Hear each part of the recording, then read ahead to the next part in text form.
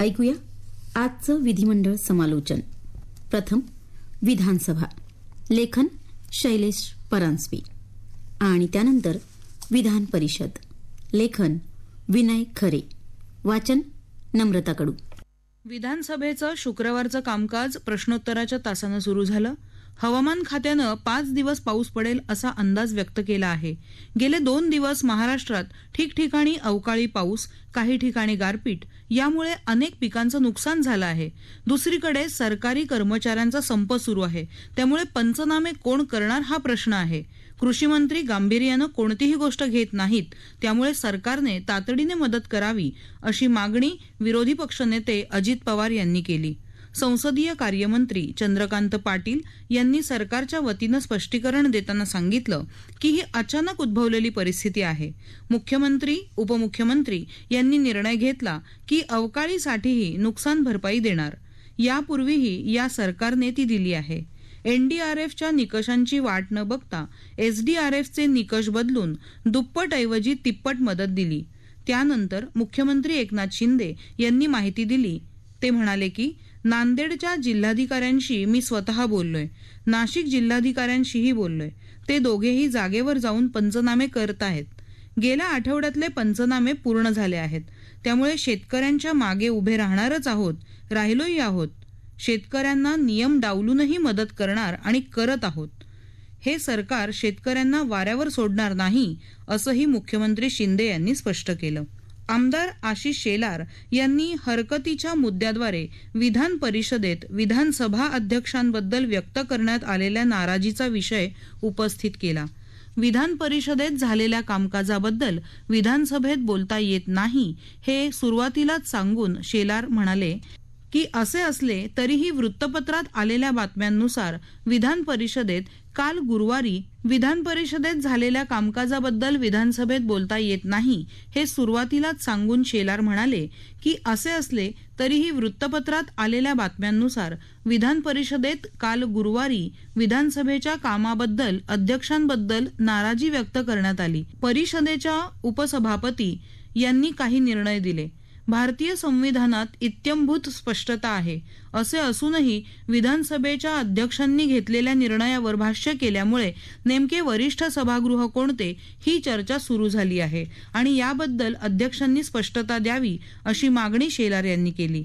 आमदार भास्कर जाधव म्हणाले की मूलभूत प्रश्नाला शेलार यांनी स्पर्श केलेला आहे.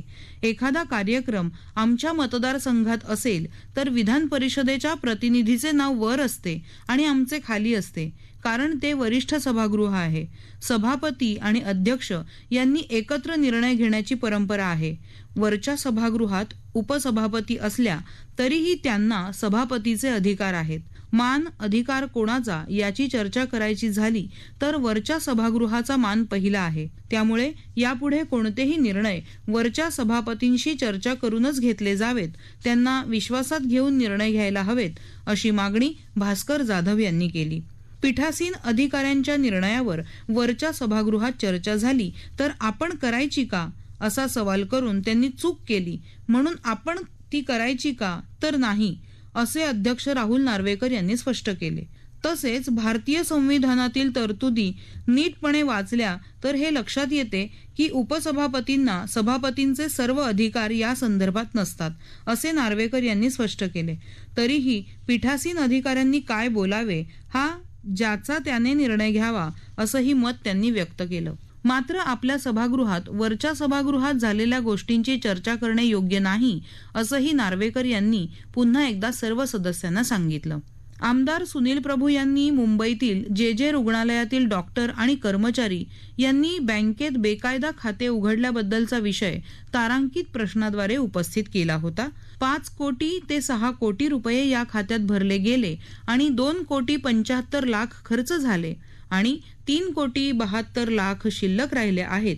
या विषयात चौकशी केलेली आहे आणि आयुक्तांच्या अंतर्गत समिती नेमून चौकशी होते आहे. महिन्याच्या आत चौकशी पूर्ण करून कठोर कारवाई केली जाईल असे वैद्यकीय शिक्षण मंत्री गिरीश महाजन यांनी स्पष्ट केलं.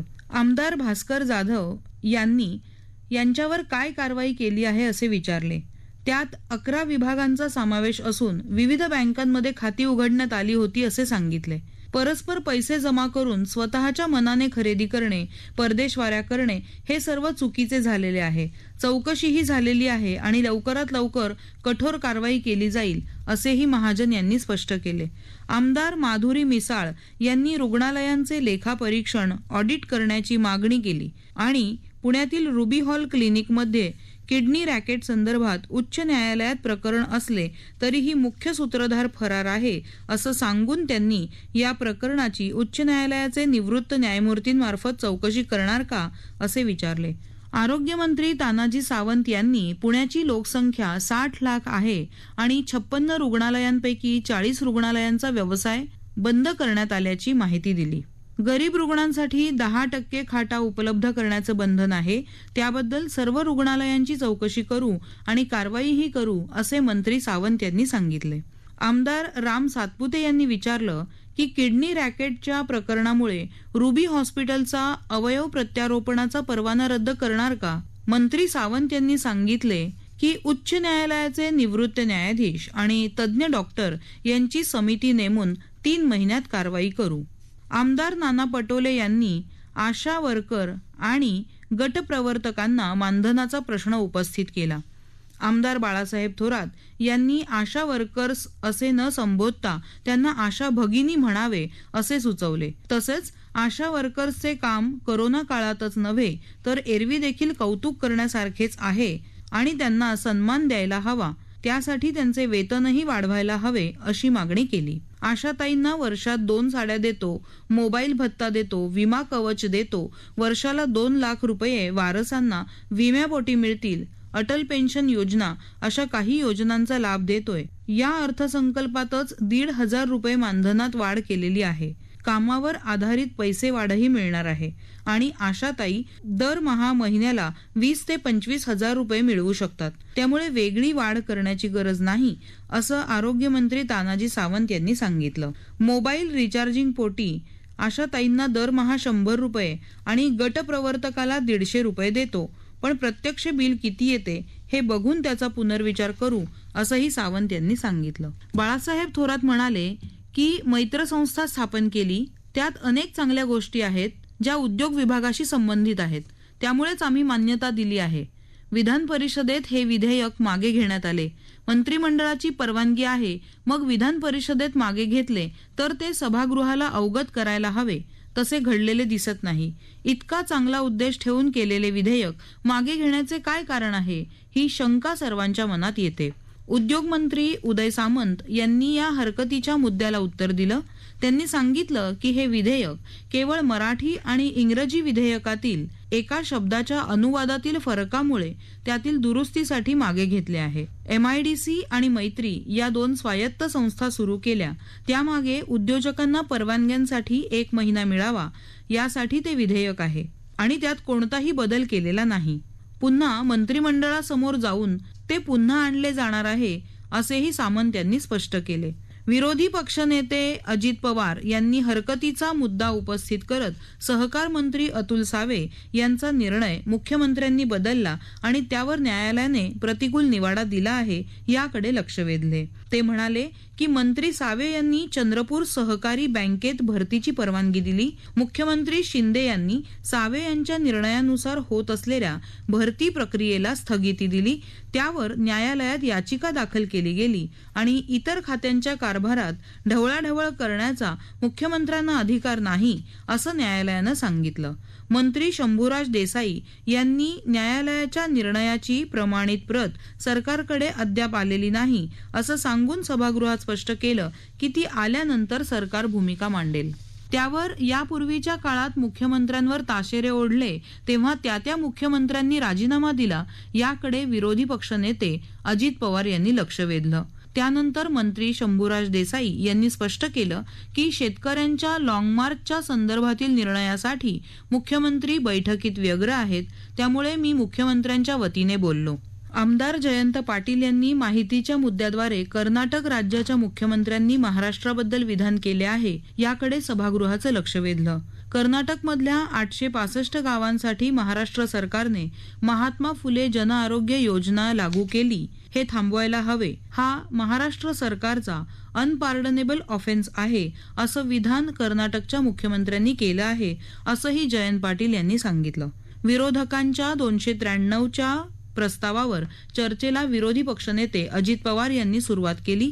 राज्यातल्या महापालिकांच्या निवडणुका लांबल्याने सगळीकडे प्रशासकांचं राज्य आहे, त्यामुळे राज्य सरकार मनमानी करत असल्याची टीका पवार यांनी केली. राज्यातील धरणांमधील गाळ काढण्यासाठी लवकरच धोरणात्मक निर्णय घेतला जाईल. गाळमुक्त धरण नि जलयुक्त शिवार हा सरकारचा कार्यक्रम असून 5 मोठ्या धरणातील गाळ काढण्याचा निर्णय झाला आहे असं सांगत अलिबाग तालुक्यातील 1 आणि जळगाव जिल्ह्यातील हातनूर धरणाचा यात समावेश केला जाईल असं उपमुख्यमंत्री देवेंद्र फडणवीस यांनी एका लक्षवेधी सूचनेला उत्तर देताना स्पष्ट केलं. धरणातील निव्वळ गाळ निःशुल्क असेल, पण त्याद्वारे वाळू काढल्यास त्यावर शासनाला रॉयल्टी द्यावी लागेल असंही ते म्हणाले. जायकवाडी धरणाबाबत रणजितसिंह मोहिते पाटील यांनी उपस्थित केलेल्या लक्षवेधीला ते उत्तर देत होते. बाजारातील आधुनिक तंत्रज्ञान नि अन्य बाबी वापरून जलद गतीने कामे व्हावीत असा प्रयत्न असेल. गेल्या काळात काही कारणाने ही कामं थांबली होती असा टोला लगावत गाळ काढून शेतकरी आणि सरकार दोघांचा फायदा व्हावा यासाठी ती तातडीने सुरू होणार असल्याचं ते म्हणाले. परभणी नगरपालिका हद्दीत झालेल्या बांधकाम प्रकरणाची चौकशी विभागीय आयुक्त स्तरावरून करून 2 महिन्यात अहवाल सादर केला जाईल असं आश्वासन नगर विकास मंत्री उदय सामंत यांनी दिलं. तथापि यात SITची चौकशी करण्याची मागणी फेटाळून लावली. राज्यातील विविध बदल्या रखडल्याचं मान्य करत मार्च ते जून या कालावधीत ठरल्याप्रमाणे त्या केल्या जातील. विलंब बदलीचं बंधन नाही यासाठी सर्व विभागांना आदेश देऊन पदोन्नतीच्या बदल्या केल्या जाणार असल्याचं काँग्रेसच्या सुधाकर आडबले यांच्या लक्षवेधी सूचनेला उत्तर देताना फडणवीस यांनी सांगितलं. राज्यातील म्हाडा किंवा तत्सम संस्थांची घरं सर्वच मराठी माणसांना उपलब्ध व्हावीत म्हणून महाराष्ट्राचे रहिवासी असल्याची अट काढून टाकावी अशी मागणी भाजपच्या राजहंस सिंह यांनी केली. मात्र ही मागणी फेटाळून लावत महाराष्ट्राबाहेरील मराठी माणसं त्यासाठी अर्ज करतील नि इथला मूळ मराठी माणूस डावलला जाईल असं फडणवीस यांनी सांगितलं. अकोला उमरखेड तालुक्यातील टाकळी गावच्या लोकांनी रस्त्याच्या मागणीसाठी केलेलं आंदोलन रास्त असलं तरी त्यांच्यावरील सर्वच गुन्हे काढून टाकणं रास्त होणार नाही. पाण्याच्या टाकीवर चढून आत्मत्याग करण्याची धमकी देणं, 26 जानेवारी सारख्या पवित्र दिनी कार्यक्रमात व्यत्यय आणणं अशी त्यांची कृत्य आहेत. गुन्हे काढून टाकल्यास या प्रकाराने शासनाकडून मागण्या मान्य होतात असा चुकीचा संदेश जाऊन हाच मार्ग सर्व उपयोगात आणतील असं फडणवीस यांनी सांगितलं. भडकाऊ भाषणं करणे गुन्हा आहे. त्यांच्या आंदोलनाने नुकसान झालं नसलं तरीही हे योग्य नाही. संबंधित पोलीस अधिकारी दोषी असल्यास कारवाई केली जाईल असंही त्यांनी स्पष्ट केलं. या संदर्भात राष्ट्रवादी काँग्रेसच्या अमोल मिटकरी यांनी लक्षवेधीद्वारे विचारणा केली होती. राज्यातील अवैध सावकारी रोखण्यासंदर्भात सावकारी विरोधी कायदा आहे. तसंच एक वरिष्ठ अधिकारी समिती देखील आहे. मात्र त्यात बदल करून जिल्हाधिकारी, पोलीस अधीक्षक, वरिष्ठ अधिकाऱ्यांऐवजी त्यांचे प्रतिनिधी असा बदल केला जाईल असं गृहमंत्री देवेंद्र फडणवीस यांनी सांगितलं. गेल्या 3 वर्षात अवैध सावकारी विरोधात 100% गुन्हे नोंद करत कारवाई केली आहे. त्यामुळे जास्त लोक तक्रार करण्यास पुढे येत असावेत. रिझर्व्ह बँकेचे नियम अन्य पर्यायाने शेतकरी वर्गाला शेतीसाठी कर्ज उपलब्ध करून दिले जाते. मात्र शेतकरी लग्न आणि इतर बाबींसाठी सावकाराकडून कर्ज घेत असतो असेही त्यांनी निदर्शनास आणून दिले. सांगलीच्या प्रकरणात गुन्हा दाखल केल्यावर पैसे वसुली झाली असल्यास पोलिसांवर कारवाई करण्याचं फडणवीस यांनी जाहीर केलं. संबंधित व्यक्तीने 14 लाख रुपये वसुली केल्याने आत्महत्या केली आहे. सभापती नीलम गोऱ्हे यांनी चव्हाण समितीच्या शिफारसी अभ्यासून लागू करण्याची सूचना केली. राज्यातील डोंगरी तालुके आणि गावे यांना सिंचन सुविधा पुरवण्यासाठी मंत्री गिरीश महाजन यांच्या अध्यक्षतेखाली समिती नेमण्याची घोषणा करत ही समिती 2 महिन्यात आपला अहवाल देईल असं फडणवीस यांनी सांगितलं. गोपीचंद पडळकर यांच्या तारांकित प्रश्नाला ते उत्तर देत होते.